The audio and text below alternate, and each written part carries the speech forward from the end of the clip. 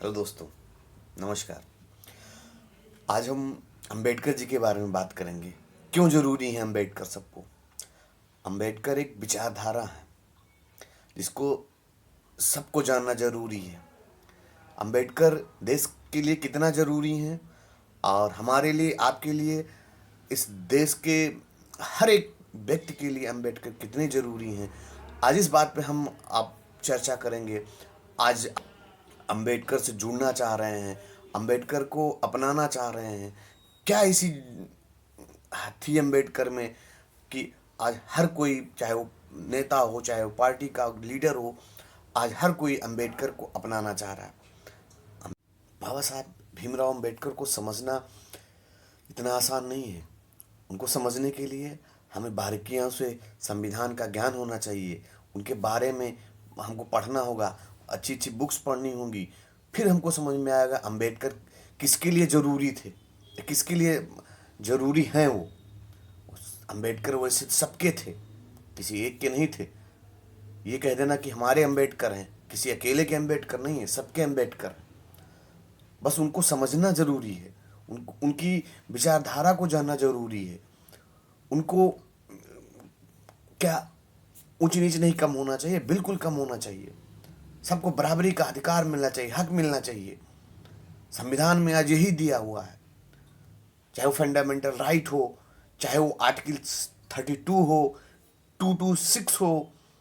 इसमें तो सीधे सीधे हम फंडामेंटल उल्लंघन होने पर आर्टिकल 32 में सीधे हम सुप्रीम कोर्ट जा सकते हैं, अपना अधिकार मांग सकते हैं सुप्रीम कोर्ट से कि हमारे फंडामेंटल राइट का उल्लंघन हुआ है। अंबेडकर आज आर्टिकल 42 को उन्होंने मिनी कॉन्स्टिट्यूशन कहा है। अंबेडकर जी, बाबा साहब भीमराव अंबेडकर एक महान व्यक्ति थे। आज हर कोई उनको अपनाना चाह रहा है, हर कोई चाह रहा है, मगर अंबेडकर को समझना इतना आसान नहीं है। अंबेडकर को समझने के लिए आपको संविधान या उनके बारे में जानना बहुत ज़रूरी है। खासकर जब आप संविधान पढ़ेंगे तब समझ में आपको आएगा कि अंबेडकर क्या है। अंबेडकर एक विचारधारा है जो सबके दिलों में बसते हैं। आज अंबेडकर ना होते तो संविधान ना होता। संविधान अगर आज है, देश अगर एक यूनिट है तो संविधान से है। हमारा देश का संविधान बहुत ही प्यारा संविधान है जो हम बाबा साहब भीमराव अंबेडकर ने हमको दे कर गए और उसको हम लोग पालन कर रहे हैं।